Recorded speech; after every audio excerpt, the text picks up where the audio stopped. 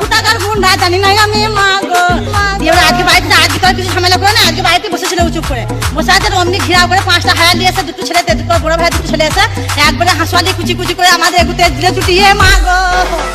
ভাড়াটে গুন্ডা বলছে যে আমার মা গো। কোথাকার গুন্ডা জানি না আমি মা গো। ভাড়াটে গুন্ডা বলছে যে আমার মা গো। কোথাকার গুন্ডা জানি না আমি মা গো। 5 জন ছিল আমার মা গো, 5 জন হায়ান ছিল আমার মা গো। সবারই হাতে ছিল অস্ত্র মা গো। আমরা আটকাতে গেছি, আমাদেরকে ছুটি ছুটি আমরা বাইরে বার করে দিল আমার মা গো। ভাড়াটে গুন্ডা বলছে যে আমার মা গো। কোথাকার গুন্ডা জানি না আমি মা গো। ভাড়াটে গুন্ডা বলছে যে আমার মা গো। কোথাকার গুন্ডা জানি না আমি মা গো।